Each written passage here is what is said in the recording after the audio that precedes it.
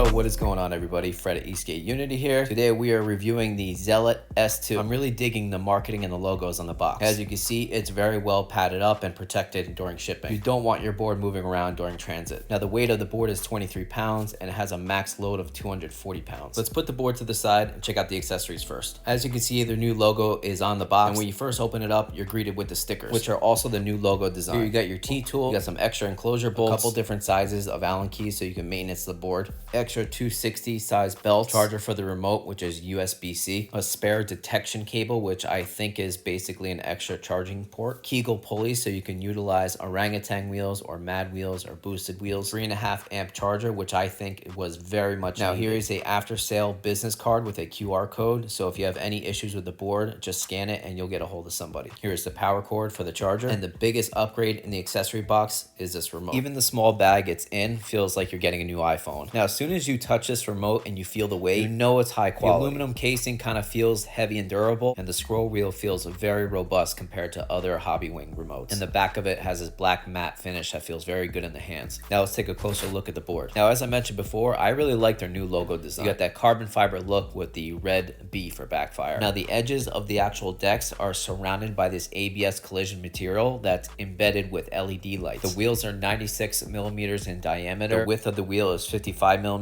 and the durometer is 80A. Now since the motors don't point out towards the end of the deck, the motors point in, so the bash guards are in front of the actual wheels. The width of the board is a little over 9 inches and it has great concave, just like their other Zealots. The length is about 39 inches. Another great accomplishment from Backfire is that they made their own belt drive motors. They're utilizing their great forged 8-inch reverse kingpin trucks, and in between their trucks and their motors have a great cable management system. Now like most street boards, the actual power button is located on their ESC. Now this ESC is independently developed from Backfire, has 60A discharge, and these efficiency fins help with heat dissipation. The deck consists of double layer fiberglass and maple core, which gives it a little flex and yet durable. The battery pack in the S2 is Samsung 14S2P 40T cells, and it is 403 watt hours. It has a very good sealant with the battery, which is IP55 water resistant, and on the top of the battery you will find your charging input. Now let's charge this bad boy up. Let's take it for a shred.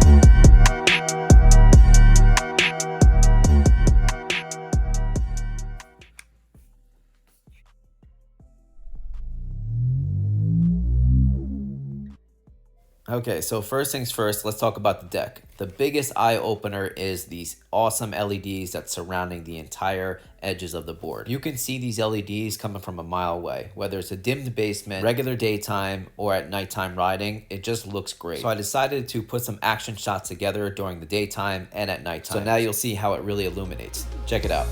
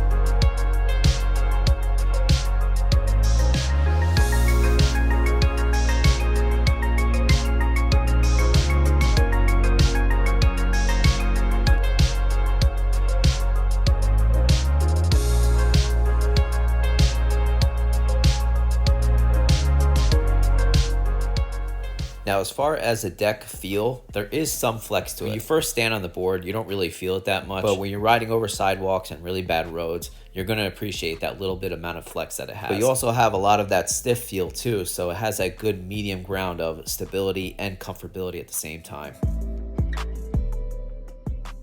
BACKFIRE made a new 96mm street wheel, which is ABEC core design. It's 80A durometer, which I personally like, but these are also a stone ground finish. Now, when people think of stone ground finish, they just think of sliding, which is one of its positive attributes. However, it still has great grip. This is also the softest 80A durometer wheel I've ever felt. It's basically a pre-broken in wheel that's going to feel very predictable underneath your feet. I've said this in the past, durometer measurements, it isn't exactly the most important thing when it comes to a wheel. I personally think it's the quality of the formula that the wheel is made from that makes it very predictable or very unpredictable. A non-intentional slide out during a carve could be very bad. I've used a Bustin 83A 90mm wheel that felt much better and much more comfortable than a China-based 76A 97mm wheel, which really proves my point. It's more about the quality of the wheel. Now let's see how these stock BACKFIRE 96mm wheels perform at different terrain.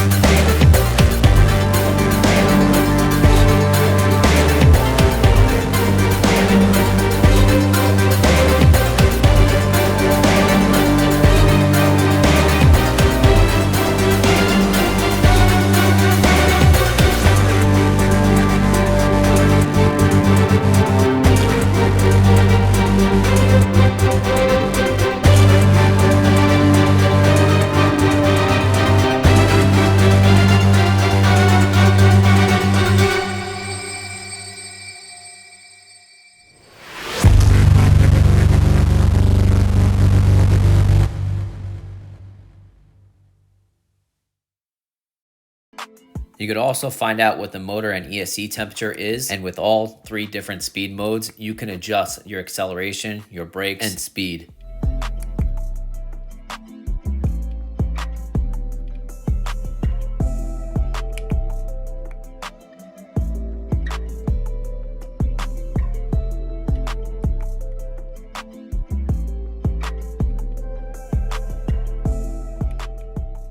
You could also have the remote record your fingerprint for theft purposes or an unwanted rider. You also have a restore settings and a firmware update option, so you can have the latest software. As for Backfire's trucks, I honestly think these are the only trucks that I utilize stock bushings because the trucks are so damn good. Reverse kingpin trucks aren't my favorite, but with the Zealot setups, I can always push the carve as hard as I want and never break traction. It has that perfect medium of stability and carvability at the same time, and I love it. Like I mentioned before, the Zealots are the only boards that I utilize stock bushings because they're doing such a good job with their trucks and bushings. Okay, here we go, acceleration test. Turbo mode, 100%. All right, 1, 2, 3, go. Let's do another acceleration test.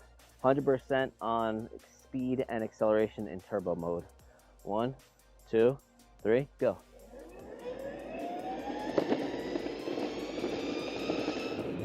That's good. Nothing crazy, but not disappointing. Just what I expected. Okay, the new 2S model, and Max is on the S model. On go. 1, 2, 3, go.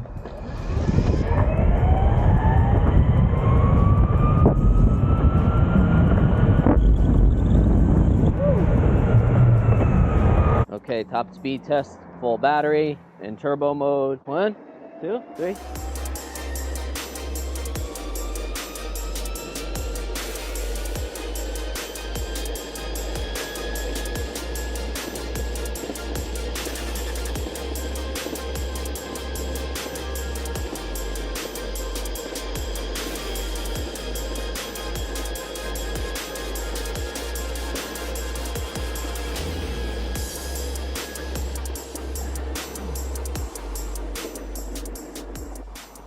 Okay, let's see the app. 30.5, and I was going up a slight hill. So I think 31 is definitely achievable for sure. Okay, here we go. Same giant hill test as I usually do. Now, the high performance boards usually get about 27 to about 32 miles per hour up this hill. I'm thinking this should get about 20 to 22 miles per hour up the hill. So anything north of 22 would be pretty impressive. All right, refresh the ride app. On turbo mode, almost full battery. 1, 2, 3, go.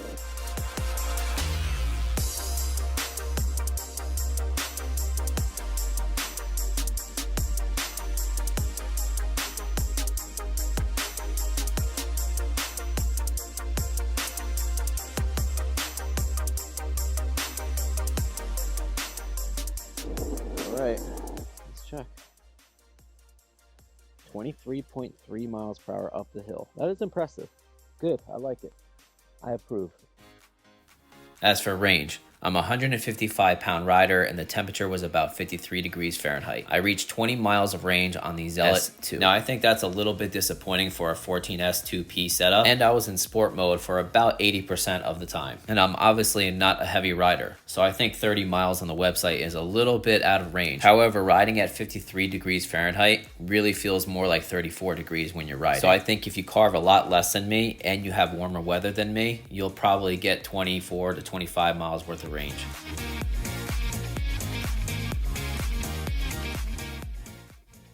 Constructive criticism. All right, brake test. 1, 2, 3, brakes. Woo! Damn, definitely slid there. Yep, I have it on 70%, so you can turn it down, but watch. Yep, I'll definitely slide. Now this is my one constructive criticism, the brakes. I have it on 70%, and no matter what, it skids if you yank it somewhat aggressive. And I remember this happening with me filming in New York, and a rollerblader came out of nowhere, and I skidded out, but I caught it. But I'll show you, I'm doing only 10 miles per hour. 1, 2, 3. See, like, I know it's gonna happen, but if you don't expect this, this could be bad. It very easily skids out, so please be careful. I'm going to try different wheels and see if it still does it. I don't know if it's mechanics of the braking or the wheels itself or both, but it does it very easy. Very worth mentioning.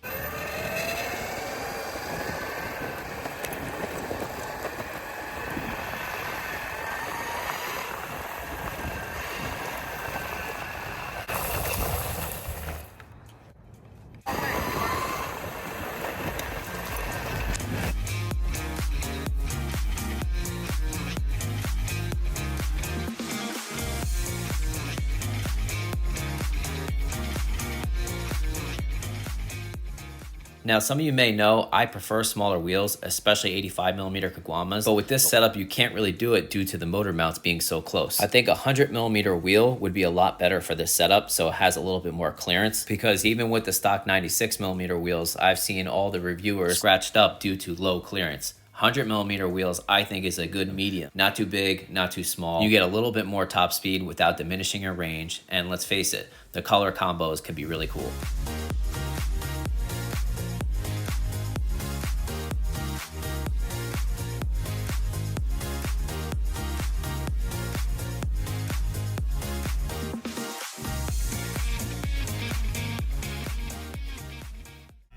Final thoughts. Now you might be thinking, Fred, should I go for the X or should I go for the S2 model? And that's a great question. If you want the top-notch performing street board out there with the best customer service and money's not really an issue, go for the X model. I rode that thing all damn day and I only lost 2 bars. I would say it gets about 20 to 25% more range than the S2 model. The power and speed on that thing is insane. However, that means that there are compromises, meaning the board is going to be chunkier, it's going to be heavier, and it's going to have a stiffer deck. For me personally, the S2 model has plenty of power. I don't need that big of a chunkier battery underneath me to get more than 20 miles of range on a street board setup. I also prefer the flexier deck for more comfort and more snapback when you're carving. Lastly, I sure as hell don't need to go above 31 miles per hour on a street board setup. To me, a street board setup is really fun when it's kind of lighter weight and it has a flex deck. Performance is secondary, but don't get it twisted. The S2 still has plenty of performance. You guys saw it smoking the regular S model, and the S model is not slow by any means. I also like the pricing of the S2 model because with my discount code, it's about $839. I personally think if you're going to spend that $1,000 or more, go for a 2-in-1 all-terrain set. However, if you compare the performance from the BACKFIRE X to something like the Walgo AT2, the Viril RS, or the Balrog from B1, but the BACKFIRE Zealot X will actually smoke those entry-level 2-in-1 boards in performance. But like I always say, it's all about personal preference. Thank you for watching, guys. Please comment, like, share, subscribe. Have a good one, guys.